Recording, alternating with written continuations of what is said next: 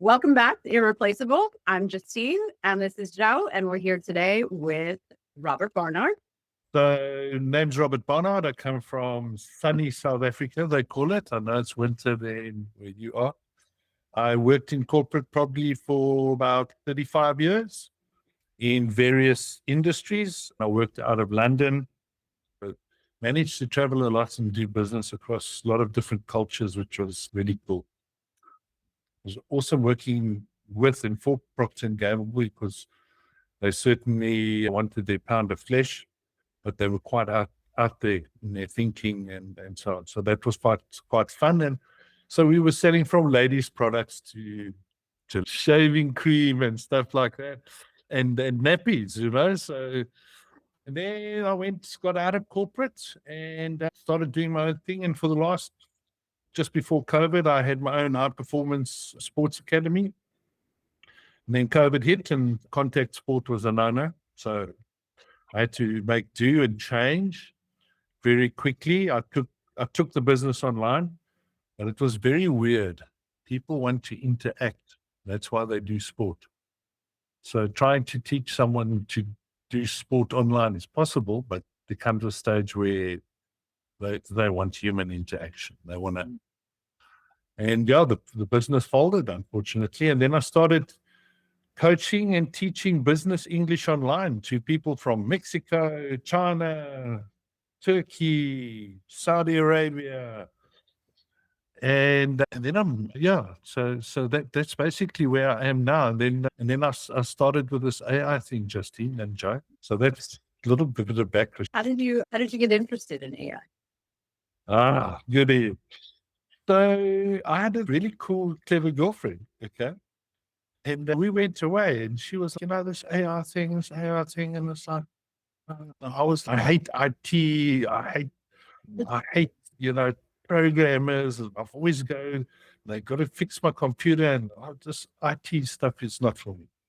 Anyway, she convinced me to watch a program offered by Tony Robbins, Dean Gazors, and there were a lot of AI experts that came on as guest speakers. So, look, I've got my opinions about the program itself, but there were some nuggets, there were some gold pieces there were some diamonds.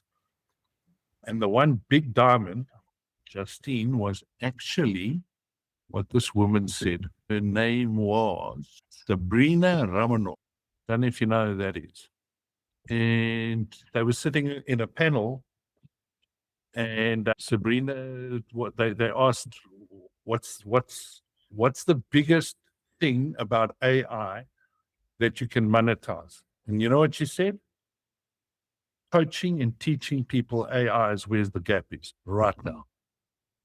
And so I was here in December by myself. We were speaking, Justine, from time to time, and I watched this Advantage Summit. And that one thing just stood out for me. It was obviously, when the internet started, when we started sending emails, it was awkward, it was weird, it was off. And so there's the gap. Apply AI. Don't give me another course that is just a whole lot of videos and click here and do a little exam. Hold my hand, show me the way. And that's when I first got hold of Justine. And critical to, even when I was working in corporate days, the way you design learning, the way you design a workshop or program, it's a skill and it's an art. And that's why Justine was the first and only person I contacted. Yeah. And that fell into, by the way, the girlfriend is no longer, so I'm a free roaming agent. Now we're advertising something else. I really like what you said about the connection between literacy and coaching people who are new using AI, because I'm kind of tasked with teaching everyone at my new job how to use AI because they know about this podcast. But there's a real kind of office worker mentality of how you have to interact with computers. And and this kind of disbelief of the more you interact with a person, the more you'll get human quality results from it.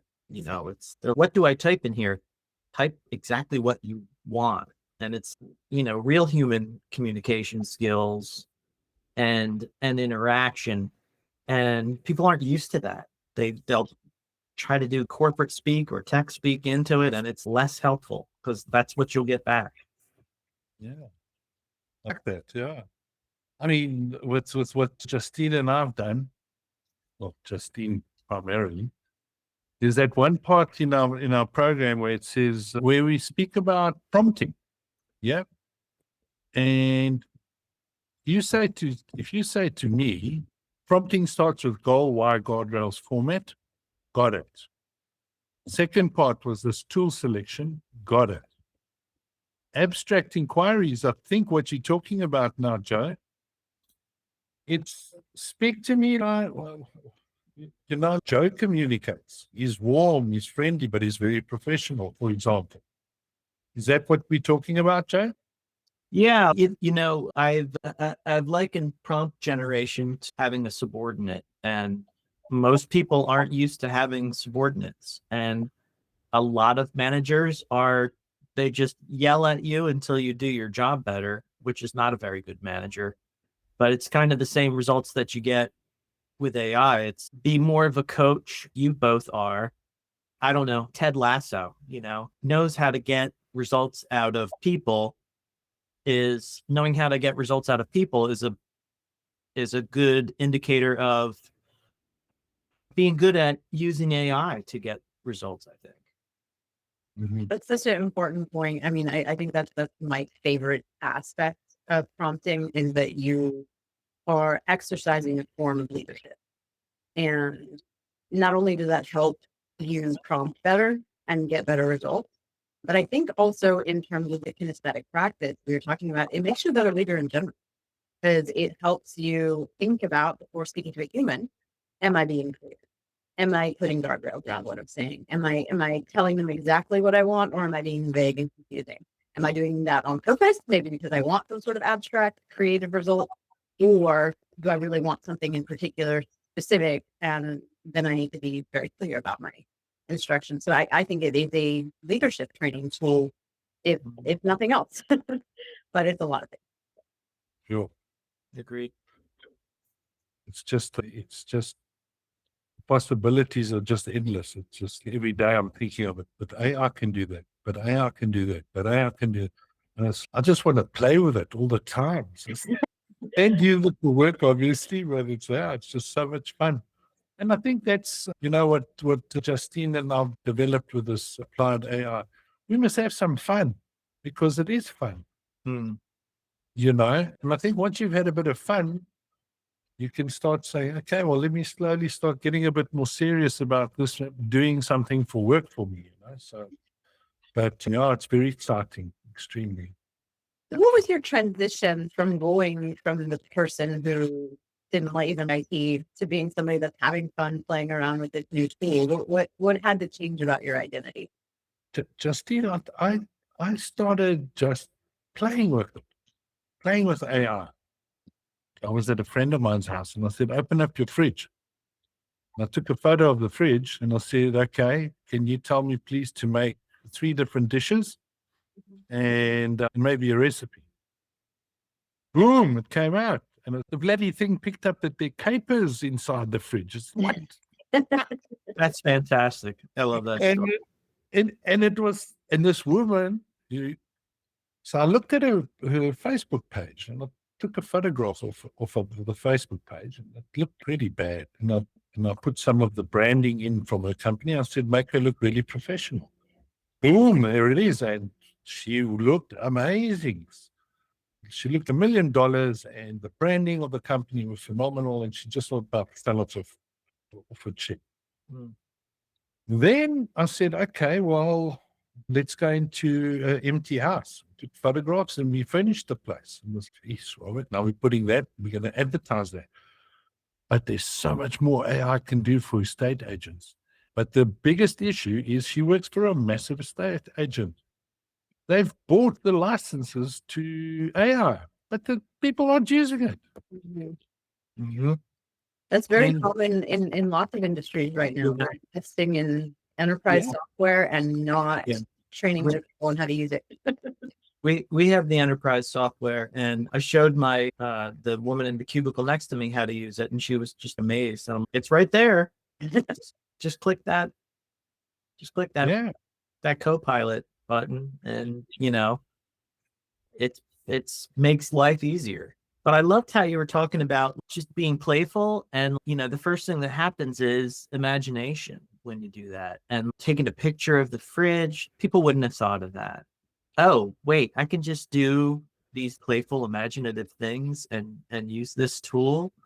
I think it frees a lot of creativity. People are talking about AI being the end of creativity, and I think it frees up creativity that's locked in there and doesn't really have a way out into the world. Somebody once said to me, now it just dawned on me, Joe, what you just said.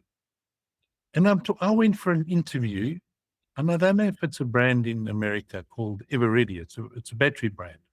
And I went and the HR guy sat there and he looked at me, and I was quite like, he was a little bit pushy. And he said to me, a person who can do a phenomenal interview is the one who can ask the right questions. Think about that in terms of if you can ask AI the right questions, you're going to get some good stuff out of there. You've got to check it anyway. Yeah, just dawned on me. Ask the right questions in the right way and you'll get some good stuff. Yeah. And sometimes to get to the right question, you have to ask a lot of the wrong questions. And that's that playful thing is, we have that opportunity to use it as a sandbox. And, it isn't a one and done thing. We have this chance to play around. And if we approach it with a playful mindset, we're more likely to embrace it holistically and not just, I use it for this, but not Uh-huh. People have to remember how to play again that are adults. Oh, Joe, where is that? That's awesome. That's an awesome one. Yeah. We need to play. Come on. Yeah. Look at all Love the it. Joe and that. Joe is a very playful man. Well, okay, that's true. Joe's the That's- front man of a glam rock band that uses these amazing costumes and it plays David Bowie music. And it's just always so amazing to see all these people, presumably not making a whole lot of money doing this, but they're just having a great time making art together. Yeah. And they're prioritizing that. That's their time. That's their Saturday night. That is how they spend their time is it's creating. And I love to see that. I'm not that you're, advanced age or anything like that, but people over, I would say 25. Stop. Me or Robert are you referring to there? Could be either one. Myself. Or you, lady. Look at all that. Yeah, it's going. I think we talked about this before, Justine. I see AI as a direct path to joy, and you see it as this path that will lead to other things that will lead to joy. But what we're doing in this podcast is, hey, if we never make any money off of this, joy, and Robert, you were talking about monetizing this, and I get that, but I think at some point AI, look, there's a lot of talk about the AI bubble is going to burst. I don't think we're even asking the right questions when we talk that. I think it will become decentralized and democratized and really empowering to individuals. I know that right now the old status quo is trying to concentrate the power that comes with it into billionaires and big corporate power. But I think eventually, it's going to be decentralized, and it's going to be a very efficient way to create true wealth. And it may not be able to be monetized. I'm also a bicycle mechanic. And bicycles are terrible thing to make money off of because they're super efficient and they can last like 50 years easily. And it's like, well, how do you make money off of something like that? And like maybe not in its current form, but I see AI going in that direction, where it's for me, I use it as a thinking partner. Like I hit a limit and then I bounce it around and it organizes things for me. And yeah, I apply it every day. There's a gentleman who in this AI Advanced Summit, his name's Arthur Brooks, Harvard professor. He deals with joy, happiness, and his segment of the chat in AI was, like Joe said, let's get playful again. It was really cool because there can be a lot of joy coming out of this. A lot.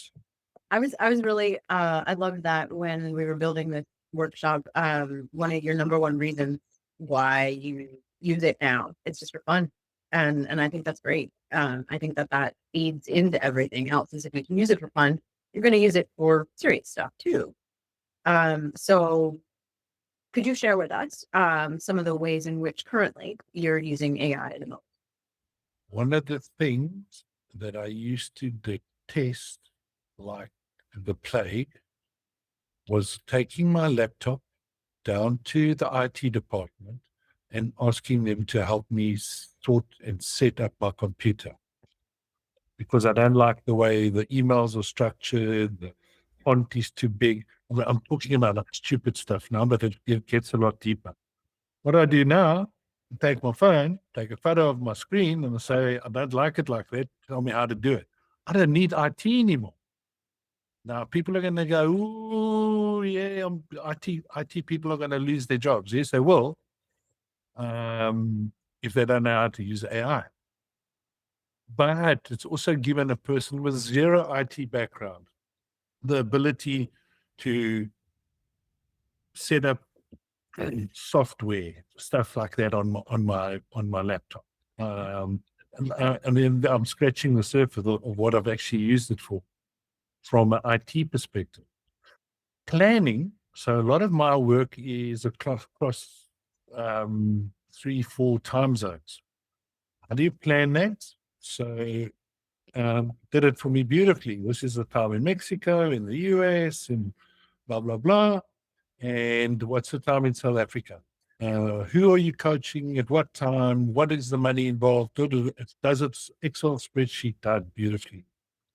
When you're coaching people online, sometimes they need, and I showed this to a couple of teachers, this recording that we're doing now, you pop that recording into AI, they've given me already the template that they want me to score the various students on.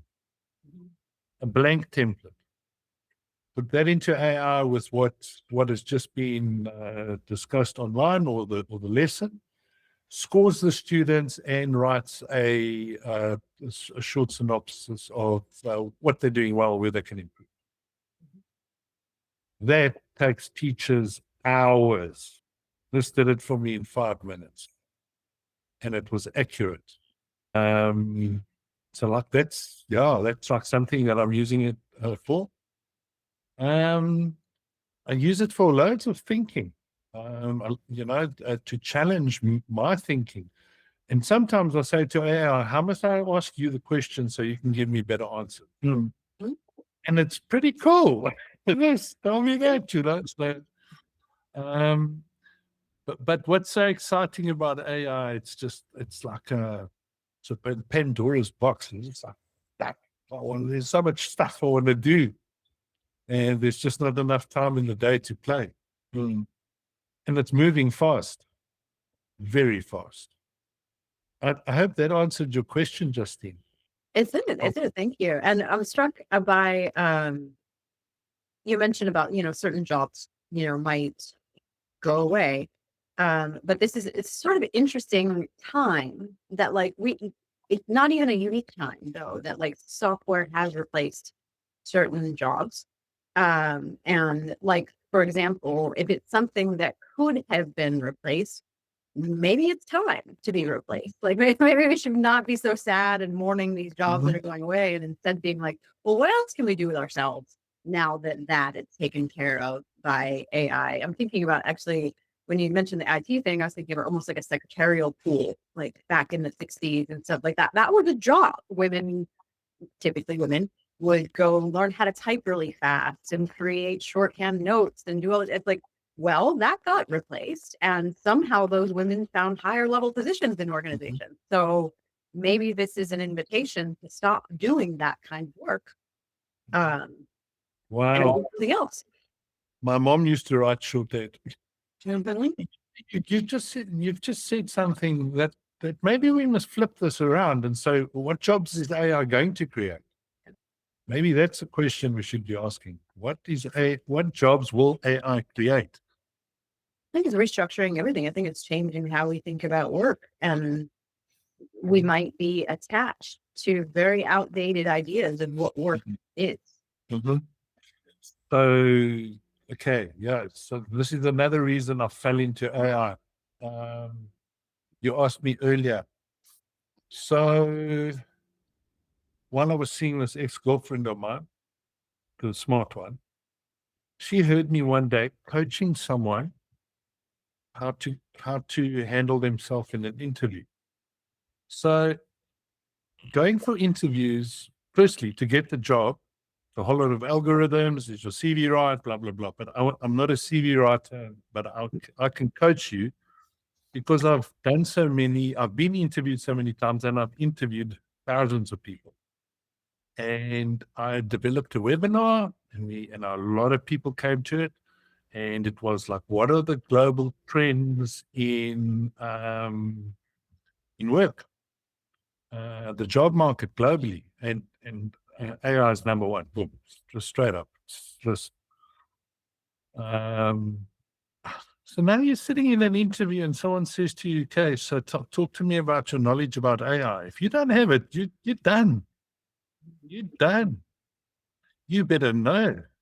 And part of this is, so yeah, we're talking about, you got to be your own brand, and you've got to use the different acronyms to answer questions like STAR, situation, task, achieved, what it, blah, blah, blah, blah, blah. But what that piece of, how do you talk to someone about AI? Are you bringing your bot with you? It's a big question as well, and it's going to come, and it's going to happen quick. So part of coaching people how to do very well in interviews is strategic. And that strategy from now on is going to need to include a huge element of artificial intelligence and your ability to use or not use it. I don't know if that makes sense. It was in this position I just secured. It came up in the interview, and I'm like, oh yeah, I'm starting this AI podcast. And they're like, what? And I'm like, yeah. And they're like, we don't really know anything about that here. And I'm like, well, I completely prepared for this interview using AI, where I put everyone from the company's bio into AI. And I mean, the first thing I did was say, am I a good fit for this job? Because I don't want it to put me somewhere where I'm not a good fit. But it was like, Joe, this job was made for you. And I said, great, well, let's lock it down. And I learned everything about the org. I scraped it all off their website, put it all into the AI. And I just really connected with the people. I don't even know if I needed to do that because I was suited for this gig, but I think it's going to help. I think it's a lot of like bureaucratic government heavy stuff, and like I'm able to like tear it all down and explain it, in minutes because of AI. And like people are like, how did you learn about this bill that just came out? And I'm like, well, I put the whole bill into AI and I just started asking it questions about it. It's not complicated. You are one of the very few people I've met that actually have thought about, is this company a good fit? Because people are so, in my country, desperate for work, and I think in many other countries too, that they'll take what they can get without saying, listen, there are a few things I need to ask you, Mr. HR manager. By example, why should I be proud to work for your company? What do you do? That's so great. I mean, not quite as aggressive as that, but but it's but from a you need to ask their HR certain questions, and one of them is flexible work hours. That's something that's a global trend. But one of them that came out when I was doing this, okay, do you give fair rewards? Is there good money? Is there cultural fit? What is your culture? Now, I asked that question before when I was interviewed. What's your culture? And I did not. But the last thing is, what tools are you going to give me to be successful? And so what AI packages or enterprise packages have you got that are going to make me be able to do my job better? Is one of the questions you need to ask that HR manager or the line manager you'll be reporting to. It was one of the things that came out in that workshop I developed. It was quite, awesome. I like that. I think it's an important question too. It's like, because if you look at job descriptions, I'm sure you're doing that right now, but like job descriptions out there right now, they're asking people to do twice as much for the same amount of money. So if they're not using AI tools, I don't know, maybe they're not sleeping. I don't know how they're getting it done, but jobs are changing and the expectation is raising so high that if you don't use AI, there's no way for you to do that job. We're aligned. Definitely aligned. Yeah. All right. So let's move towards some predictions for the future. So where do you see AI going? And we can start with the job market and then move broadly into its impact on the planet and humanity. Sure. No, all the cliche. You're going to be replaced by someone who can use AI. It's not cliche, but it's going to happen. I think people that are going to be really good at using AI are going to be able to do a lot more work than people who can't use it. This is the one thing where I sort of like scratch my head a little bit. I don't know if you've ever looked online to see what these AI farms look like, where they're building these things. Have you seen those things? The data center. It is. The data centers are massive. They are pulling electricity like you can't believe. I'm talking about huge amounts of electricity. They're generating incredible amounts of heat, to such an extent that the prediction is, or they already are, making their own power plants and their water cooling generators, etc. So from an environmental perspective, This is Joe's wheelhouse. He's an environmental policy expert. Yeah. and I'm not, but I think also you could use the intelligence to do and have better policies as a business. I think there's a lot of stuff you'll be able to like search and improve your own company's emissions, etc., etc. But these data farms it's fascinating, eh? It's the crowds that I run in present to me. The first thing is the water waste. And I say, they'll be like, oh, well, you used 5 gallons of water to make that funny picture, Joe. And I'm like, okay, do you understand what you're saying? How did I use five gallons of water? And they never know. But it's just like to hear that it wastes water and this is a fact. And it's like, okay, So the reason you think it wastes water is because most of the old data centers used evaporative cooling. It would take fresh water in, the processors heat up the water, and they just let it evaporate into the atmosphere. Well, the new data centers use closed loop cooling, which does not waste any water. So it's like, but Yeah. like the people, but people will just latch on to that it wastes water argument before investigation. So the new data center will be more environmentally friendly. There's elements of the latest version of ChatGPT that it helped write its own code. So I think that it will be less energy intensive, just because it makes itself more efficient in time. Also, there's Yeah. the possibility of, not the possibility, but the practice and more likelihood of AI making renewable energy more widespread, cheaper, uh, being able to be used in these data centers. And it's those are engineering problems to me. And they're engineering problems that humans and AI together can solve. Yeah. Yeah, I've worked in renewable energy for the last 10 years, and my degree is in environmental policy. So like it is a big concern of mine. But I think people come at it without knowing that it is being worked on, and that the current state where AI is right now is the future of it is not going to look anything like this. It's going to be very different. I see. I saw here you're involved in solar and so on and so forth.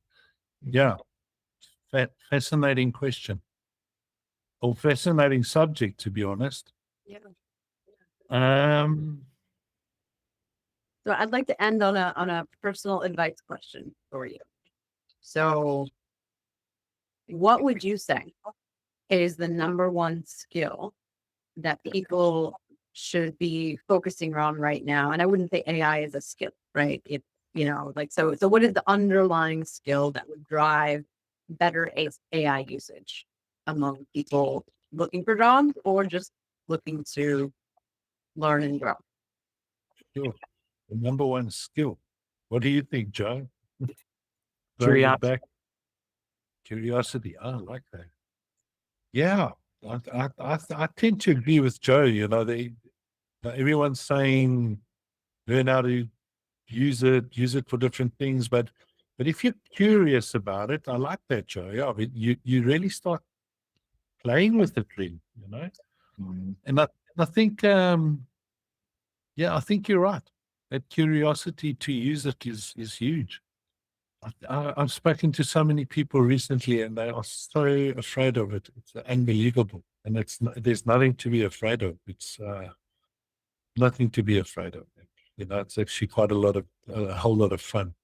And it's an interesting question. I'll keep thinking about it. Number one skill. I actually asked a gentleman, asked me the same question. The core skill gap, in my opinion, is applied confidence, not AI knowledge.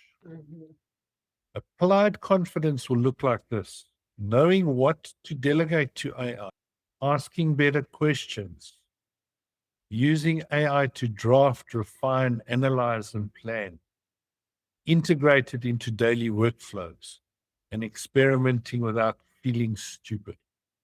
So for me, it's just play, do. That's how people learn. Don't just sit there and lecture them. And I see huge changes in education happening, massive.